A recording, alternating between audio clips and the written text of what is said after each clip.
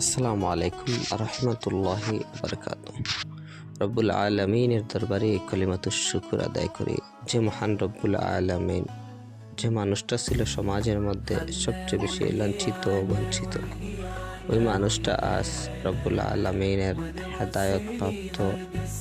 আল্লাহ রব্বুল আলামিন হেদায়ত দিয়েছে, যার কারণে ওই মানুষটা আজ সমাজের মধ্যে, ওই মানুষটা আজ খুবই উচ্চ পর্যায়ে গিয়েছে, আলহামদুলিল্লাহ। এই জন্য কোনো মানুষকে অবহেলা না করা, কোনো মানুষকে ছোট না করা, ছোট মনে না করা। কেননা রব্বুল আলামিন যদি চান তাহলে ওই ছোট মানুষকেও একসময় সমাজের মধ্যে উচ্চ পর্যায়ে নিয়ে যাবে। আল্লাহ রব্বুল আলামিন যদি চান ওই মানুষটাকেও সমাজের মধ্যে অনেক উচ্চ পর্যায়ে নিয়ে যাবেন।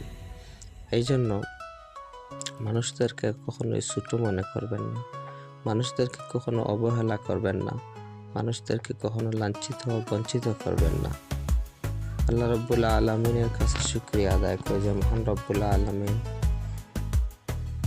আমার এই ভাইকে হেদায়ত দিয়েছেন। আজ তিনবার মদিনা শরীফে গিয়ে আল্লাহ রব্বুল আলামিনের কাছে দোয়া করতেছেন। কল্পনাই করি নাই যে ওই মানুষটা এতবার মদিনা যাইতে পারবে, রাসূলের দরবারে যাইতে পারবে।